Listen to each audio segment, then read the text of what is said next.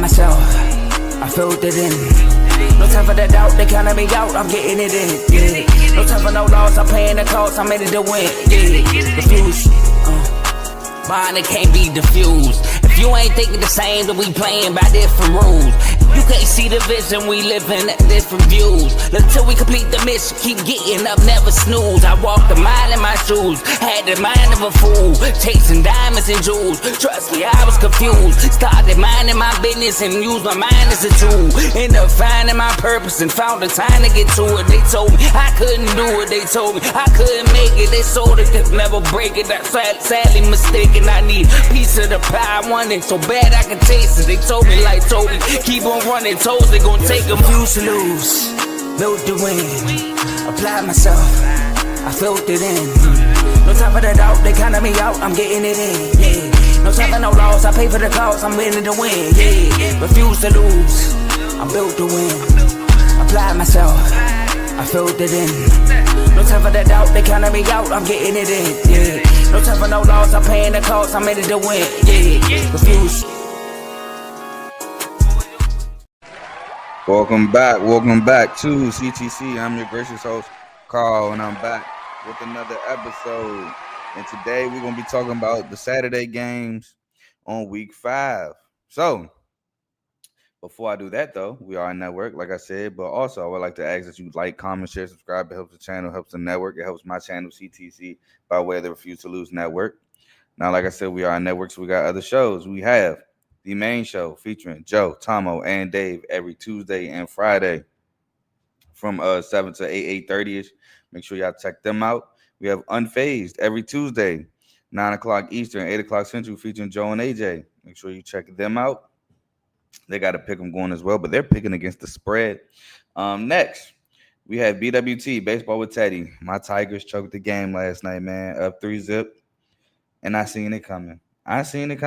And we lost 4-3. Had to take advantage of that because the Guardians lost last night to the Rangers, and the Astros lost. The Angels came back and beat the Astros, so we had to take advantage. If we would have won that game, we'd have at least been safely in the playoffs because we had a 2-game lead against the Astros, which we own the tiebreaker with 2 games left. And we'd have just been fighting for the division at this point. But, of course, the way the season is ending for the Tigers, of course, we choked it. Anyway, next. We have Dave's Doghouse, highlights and lowlights of sport. Next, we have fantasy football with Coach Coombs, fantasy football advice, tips, everything like that. Next, we have RBO Road Ballers Only. Again, training camp has started, so look out for videos from Vaughn. We have Joe Jordan Show, where he's just talking about random topics. And last but not least, we have In the Red Corner, featuring Ty, Ricky, and Tomo, boxing episodes every other Saturday. So y'all make sure y'all tune into them. And please like, comment, share, subscribe to those channels as well. And if you like what you're listening to, stick with us. Now, before I get started on week 5, we got some comments. My brother says week 5, let's go. Or let's get it, excuse me. Yes, sir. Can't wait, I'm excited. And Arizona State came in clutch. Yes, they did. I will be talking about that game tomorrow when I wrap up week 5. That was a great game, the game I expected it to be and more. But we got to get going with I messed up. We got to get going with week 5 as I keep messing up. So week 5, we're going to start off with not this page. I'm on the wrong page. I was looking up something before the show. Just wanted to check something, and I was on the wrong page. USC, Illinois, battle of 2 top 25 teams.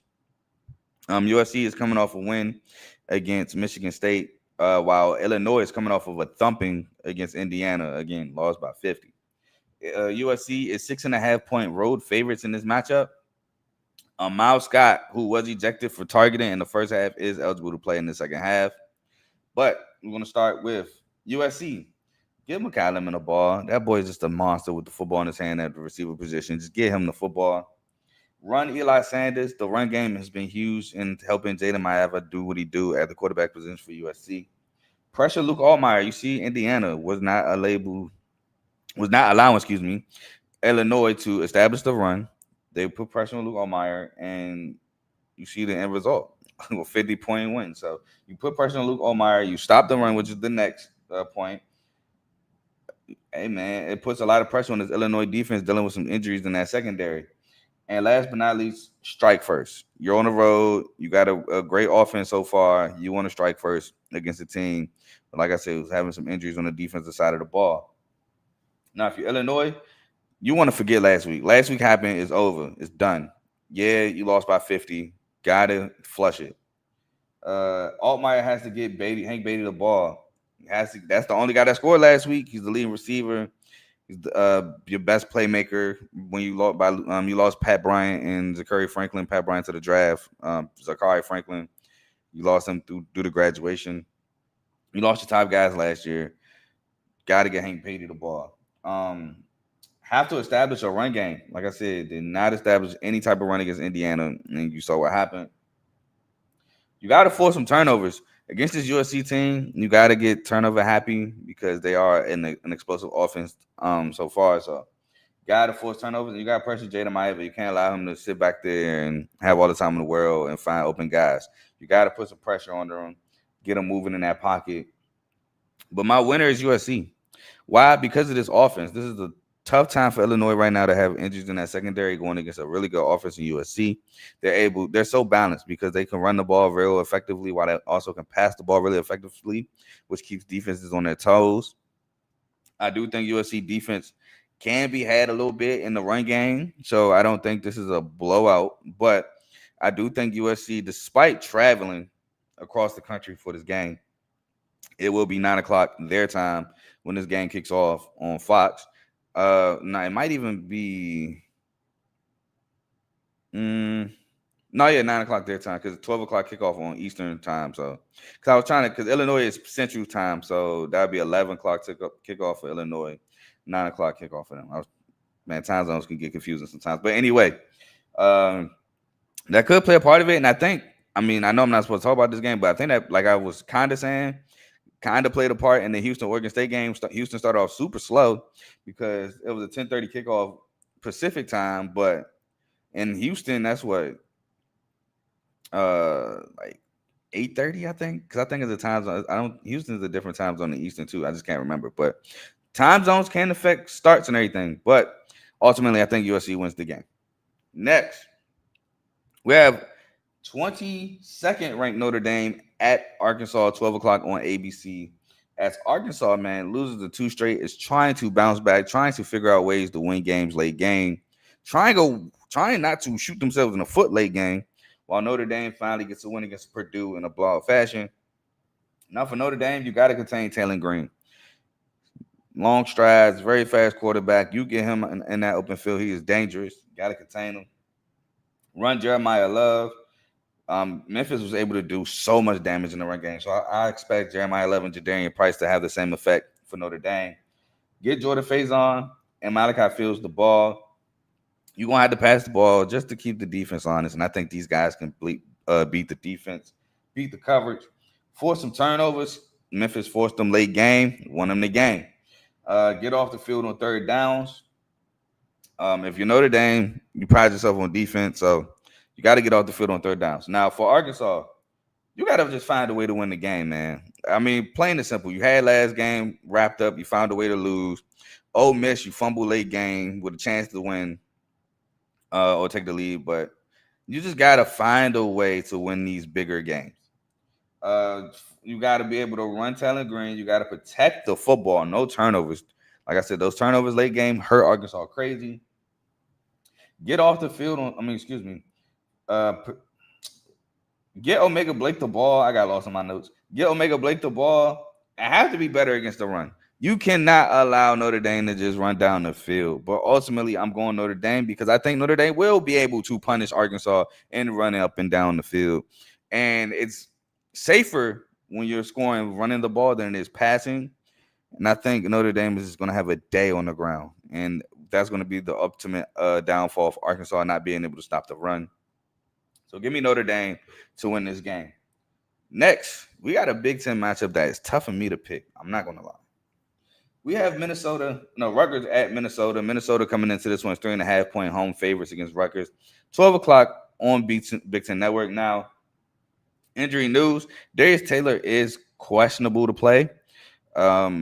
It's 11 o'clock and I looked this up. So, I mean, I can look it up again.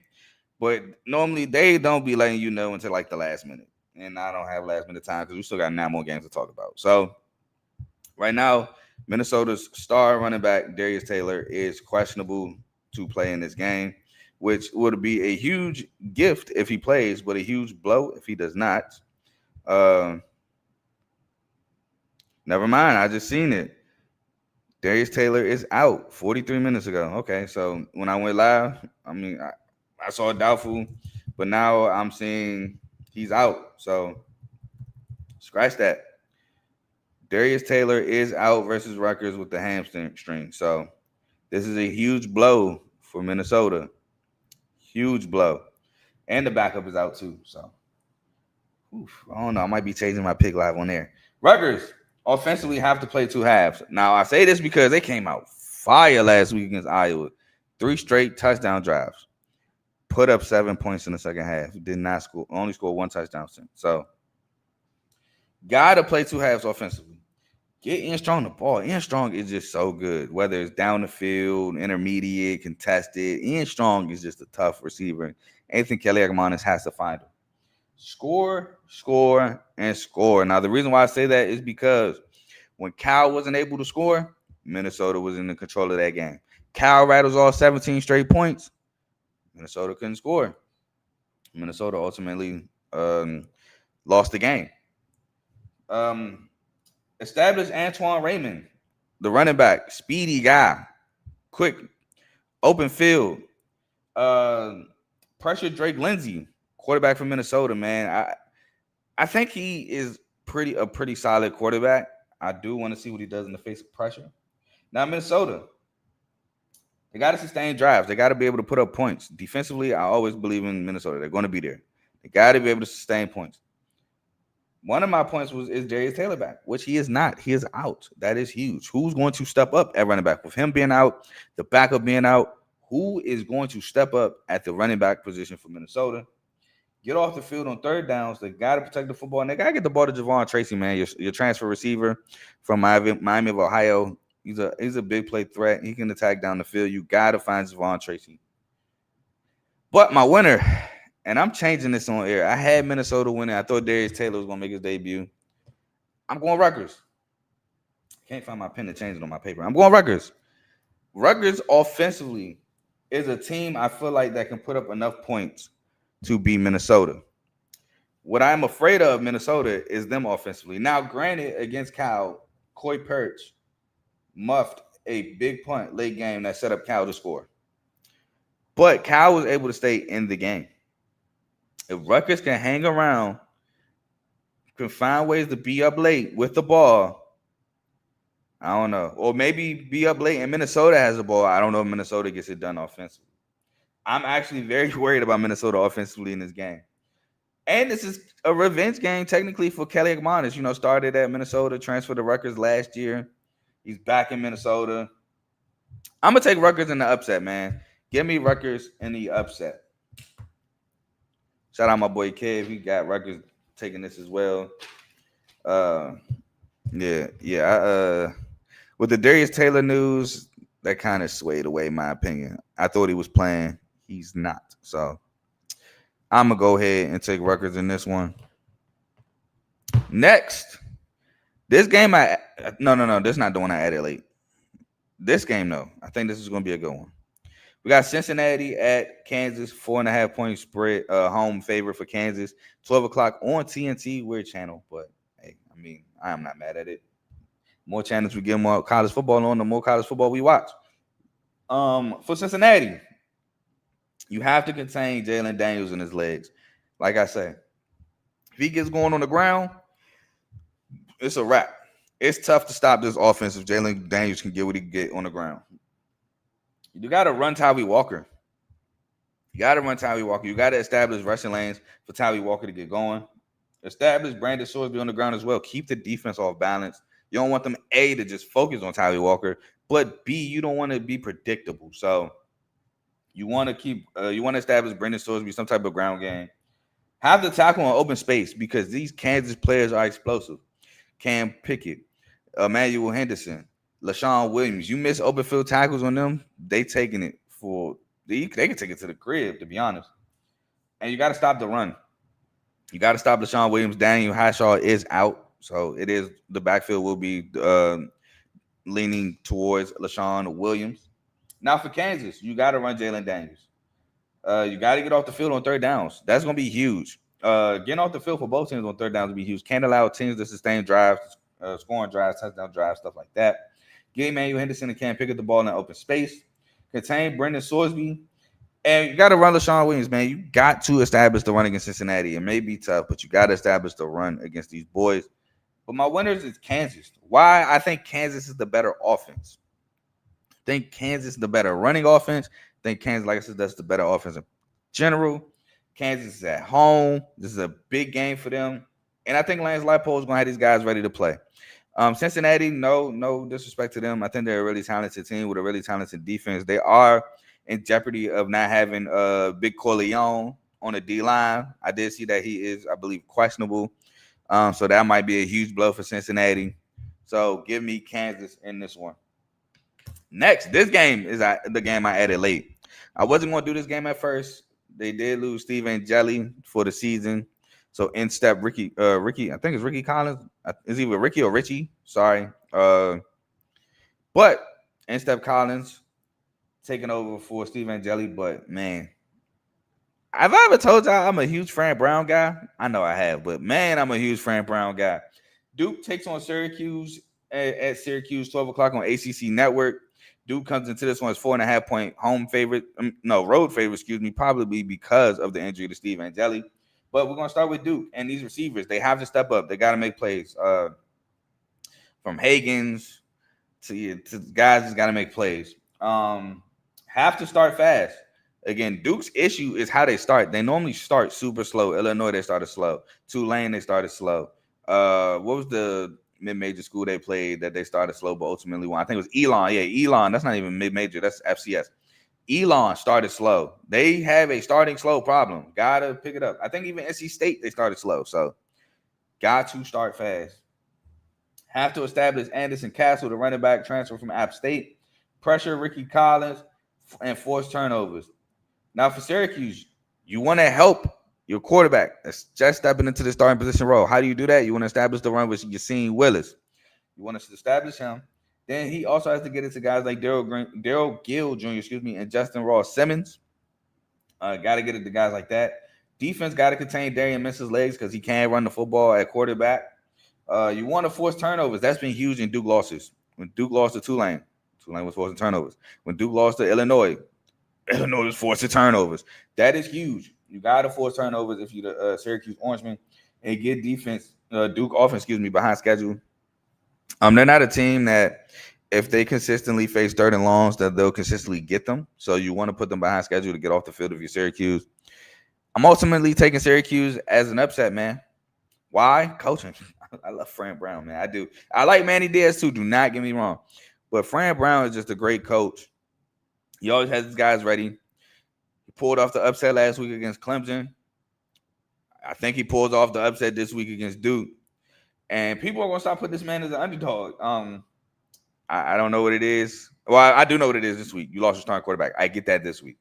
But I think he'll have Ricky Collins ready. And I think Ricky Collins might actually, he might add another dimension to this team. We'll see. I haven't really seen him play, so I'm interested to see him. But something tells me he might add extra dynamics to this offense. So we're going to take Syracuse in the upset. Next, LSU at Ole Miss. This is a big game. Lane Kiffin said take the over. LSU has a great defense. Ole Miss, Trinidad Chambliss. Like I said, he looking like he should be the starter. He is starting today against LSU. Big matchup. Fourth-ranked LSU comes into this one against Ole Miss, 13th-ranked Ole Miss. As 2.5-point dogs now, the spread has moved. They were 1.5-point dogs. Ole Miss is now 2.5-point favorites. This game is 3:30 on ABC. First point for LSU. This offense got to figure it out. You're going to get some explosive offense. They're going to put up points. Your offense has to figure this out because your offense has to look lackluster. It's not look great. And you're going to have to figure this out without Caden Durham because Caden Durham is he's doubtful. So it looks like he's not playing this week. So somebody at running back is going to have to step up and to establish the run. Have to contain Trinidad Chambliss' legs because, boy, oh boy, that boy is fast. That boy fast. Get Brandon Brown and Aaron Anderson the ball in open spaces, and you got to force turnovers against this Ole Miss team.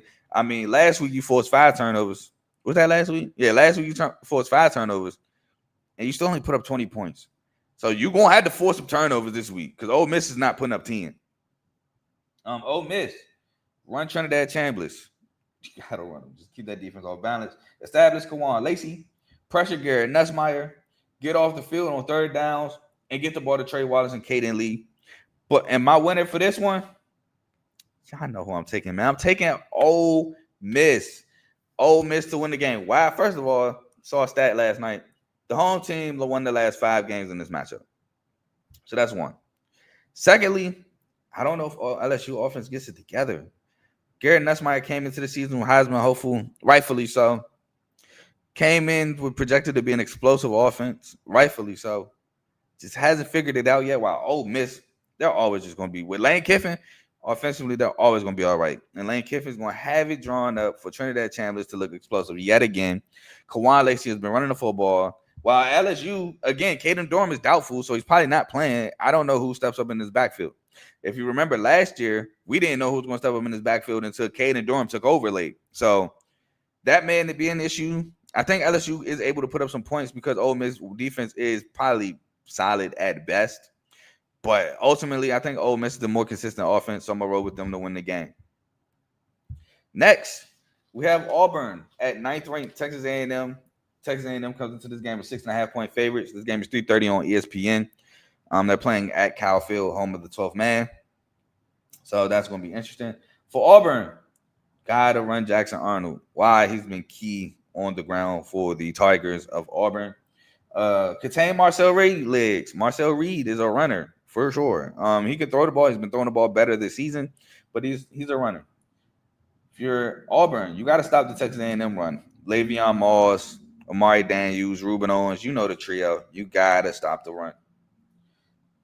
Run Jeremiah Cobb. You have to establish your own run game if you're Auburn. And last but not least, Cam Coleman, man. A dog. You got to get him the ball.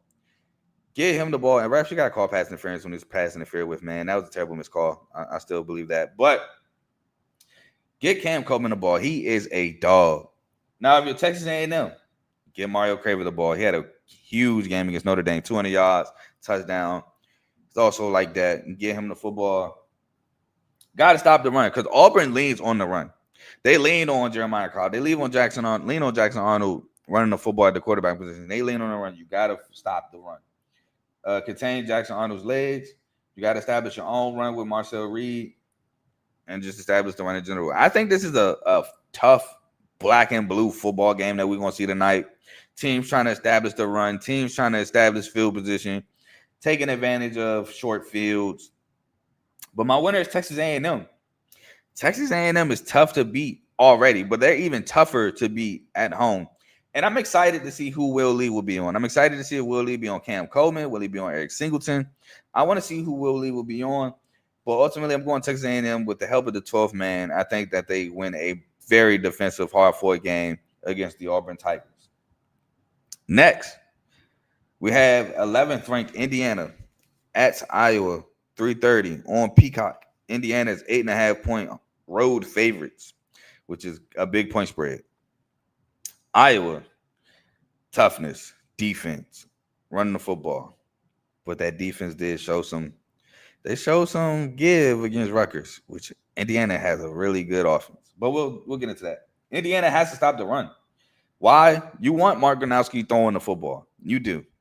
It just is what it is. He's not the greatest of passers. He has the ability to pass, but he's not the best passer. You want to sustain drives. Rutgers did it, was almost able to pull off an upset. Actually, I'll take that back in the Rutgers game. I think they scored 10 points in the second half.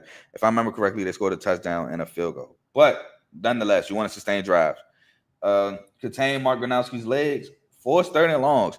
If you can consistently get Iowa in third and longs, forcing Gronowski to drop back and pass, that's huge for the Indiana defense, led by Aiden Fisher and D'Angelo Pons. It allows Kamara to wreak havoc in that backfield. And you want to get Elijah Surratt and Omar Cooper Jr. the ball. Elijah Surratt, to me, is just a great route running receiver. It's a dog. Omar Cooper is just a playmaker. But for Iowa, You want to make this a low-scoring game. You want to make this a game where you're in it late. We've seen it last year against Nebraska. They made it a low-scoring game. They couldn't take the lead. It was in it late. Caleb Johnson took the lead with a big play, and that was all she wrote. You want to pressure Mendoza. He went 21-23 last week. Let's see if he could do that against this Iowa defense. I doubt it, but he went crazy last week. You got to put some pressure on that guy. You want to Mark Gronowski. He has to be a consistent passer. He is. I think Indiana is going to force them on some third and longs. He got to be able to convert on those. You got to establish the run with Kamari Moulton. And last but not least, you got to get off the field on third downs. You can't allow Indiana to sustain drives to score touchdowns. But my winner, going Indiana. Iowa, yes, they're back at home. They need it. But Indiana and Kurt Signetti, it's hard for me to bet against them. It is. That man has his team ready every week. And again, his only 2 losses last season were to the 2 teams in the college football national championship game. Those were his only 2 losses. Other than that, he's undefeated. So I got to go with Indiana. I don't see Iowa in no national championship. No disrespect to Iowa. It's just that's all he's lost to while at Indiana. So give me Indiana to win this game. Next, we got 15th ranked Tennessee, 7.5-point road favorites against Mississippi State, who's having a resurgence of a year. Shout out Coach Jeff Levy. Did not see this coming. I'll be the first to say that. A lot of us didn't see it coming.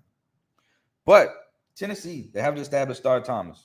Establish the run with Star Thomas. Get Chris Brazil the ball. Like I said last week in the chats, man, I almost shed a tear, man. Chris Brazil got a quarterback that can throw him the football. I almost shed a tear. Pressure Blake Shapen. Want to force turnovers if you're Tennessee, because that'll be huge on the road. And Joey Aguilar has to continue his stellar play. He's been playing amazing for the Tennessee Vols. He's playing himself into a Heisman candidacy. So he has to keep that up. Now, if you're Mississippi State, off rip, you got to force turnovers. You're at home. Cowbell's going. Tough environment to play in. You got to force turnovers. Hold Tennessee under 30. That's a tough task.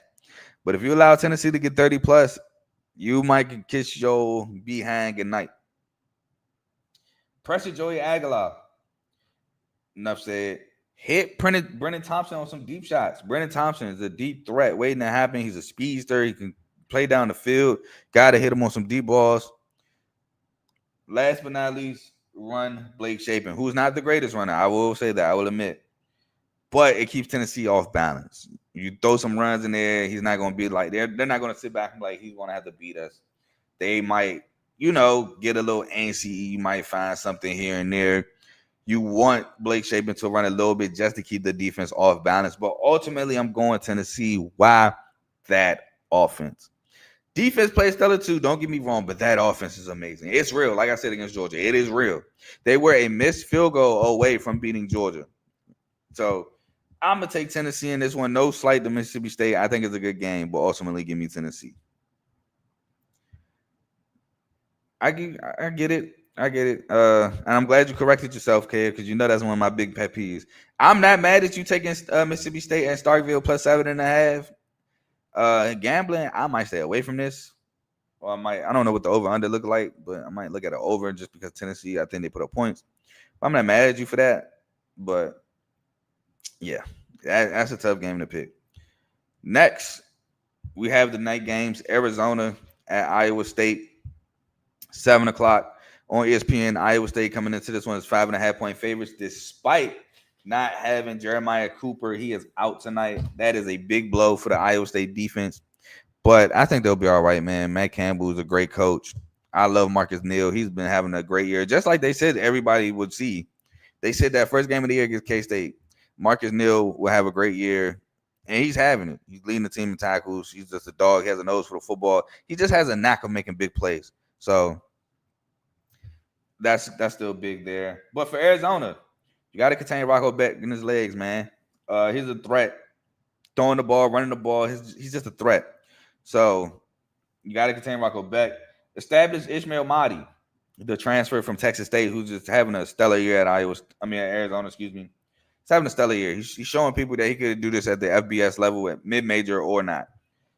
Protect the football. You don't want to give Iowa State extra possessions, especially at home. A stingy defense, make plays. Get off the field on third downs. If Iowa State is sustaining drives, putting pressure on your offense to score, that is putting more pressure on you to mess up for the Iowa State defense to capitalize on. And last but not least, you got to stop the run because they got a bevy of backs too. They got Carson Hansen. They got Abu Sama, the speedster. They got backs that can, they got change the pace guys. So you got to stop the run. Now, if you're Iowa State, you want to put pressure on Noah Fighter or Noah Fafita. I always mess up his name. Sorry, bro. Noah. You got to put pressure on him. Establish Carson Hansen and Abu Sama. Force turnovers. At home, you want to force them turnovers. You want to score 7s and not 3s. You want to put up touchdowns, not field goals. Same thing I had for Arizona State last night, which we'll talk about tomorrow. And last but not least, you want to win the field position battle. You want to get yourself shorter fields to work with. Ultimately, I took Iowa State. I think Arizona, they're a pretty solid offense, but what I noticed is you're not making mistakes. You stay disciplined. You can get them off the field. And they blew almost a lead to K-State at I want to say at home.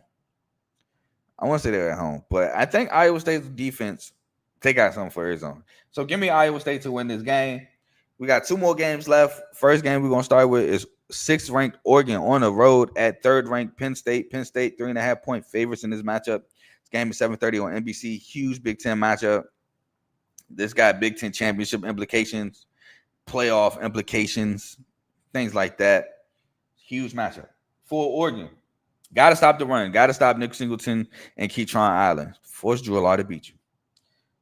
Get Drew Law on the ground. It's not enough to pressure Drew Law. He got the speed, the size to move pockets, break tackles, make big plays. You got to sack Drew Law. You got to get him on the ground. Get DeCorian Moore the ball. The phenomenal freshman. Man, does he make plays. This is Dante Moore's first real test. Northwestern was a cool test, but this is a real test for the Oregon quarterback. And you got to establish your own run, whether it's Noah Whittington, whose status is up in the air, Mekhi Hughes, the great transfer running back from Tulane. Got to establish your own run game. Now, if you're Penn State, Drew Law has to elevate his game. Now, you might be saying, Carl, he's been putting up 40. The offense been doing this. No, them games don't matter. This game matters, and Drew Law ain't doing what he's supposed to be doing. This is a real big test for Drew Law. He's going to have to elevate his game. Mind you, this is the Big Ten championship rematch, technically. So he's going to have to elevate his game. They're going to have to get off the field on 3rd downs. Do not allow Oregon to establish sustained drives. You're obviously going to have to establish Singleton and Allen. Get Trevor Pena the ball. You got him in the transfer portal for a reason. You felt like he was going to elevate Drew Law's game. You got to get him the football. And defense is going to be key in this one for the Penn State. Can Danny Dennis Sutton, can he get in that backfield, disrupt Dante Moore? The defense will be key for the Penn State Nittany Lions. Ultimately, I'm going Penn State. Why? Because of the defense. I don't know if Oregon faces a true test defensively yet this season. I think it might mess with Coach Lana and his team. Penn State, I think, is going to be able to establish the run. Drew Law, I don't think he elevates his game to where I need it to be, but I think he does enough to win the game. So give me Penn State with that rushing attack to beat Oregon. And last but not least, we have 17th ranked Alabama at 5th ranked Georgia. Georgia coming to this game as 2.5-point favorites. Bama needs this win not only for the fan base sake, for their own morale. Georgia, they are currently undefeated. They still need to win though for SEC championship implications and stuff like that. But Bama, I think, needs it more. Now, if you're Bama, you gotta get the ball to Jeremy Bernard and Ryan Williams. Those are your 2 playmakers, your 2 best receivers, your 2 best guys. You gotta get them the football. Ty Simpson has to elevate his game. He has to elevate his game. He cannot play like he played against Florida State. Even I think he played a solid game. I think a lot of people gave him more crap than he deserved in that game. But he needs to play better in this one because this is a Georgia team that could put up points pretty solid defensively. Stop the run. You got to stop Nate Frazier and them bevy of backs at Georgia. Pressure Gunnar Stockton and establish Jan Miller, who is expected to make his debut for Alabama. That is a huge get if Jan Miller plays in this game. Now, if you're Georgia, you got to force turnovers. That'll be big in this one. Pressure Ty Simpson, which Florida State did a lot in that game. Forced third and longs, which Florida State also did a lot in that game. Get Zachariah Branch the ball in open space and establish the run. But my winner in this one is Georgia. Why? Because I think Georgia is able to run the football on Bama, play defense, clock control. I think Georgia at home is going to be just a bully. And what I mean by that, I don't mean a blowout, but what I mean, like I said, they're going to be able to run the ball, play clock control, make Bama have to speed up their game. And when you speed up your game, you're prone to mistakes. And I think Georgia capitalizes on those mistakes. So give me Georgia to beat Bama at home. Now, that is the end of my episode. And you might be wondering, Carl, you didn't talk about Ohio State, Washington. I did not. I absolutely didn't. Ohio State, they're 8.5-point favorites against Washington. Washington undefeated, I know, at the moment. I'm going to say this like I said against Houston. I don't think this should be a game. If it is, then I'll wear it. But I don't think Ohio State, Washington should be a game. I'm actually going to take Ohio State minus the 8.5 and just be okay with that. But that's why I'm not talking about it. But again, that's the end of my show. I will see y'all most likely tomorrow to recap week 5. We had a good week last week, 10-2. Currently 40-20 in pick. Well, actually, I'm currently 41-21 in pick'ems. Went 1-1 last night. But we'll talk about that tomorrow. But hopefully we win some money. If you're degenerate like I am, hopefully we have a good day of college football. Good snacks, good eats. But I'm going to catch y'all next time. I'm gone. Peace.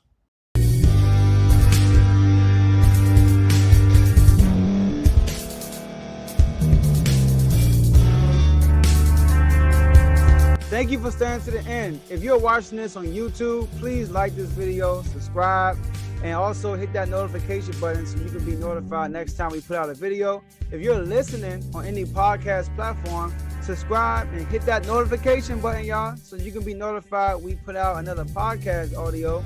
And last but not least, hit that share button. No matter what you're listening to or watching it, hit that share button and send it to somebody that you know that would love to watch this episode you just listened to.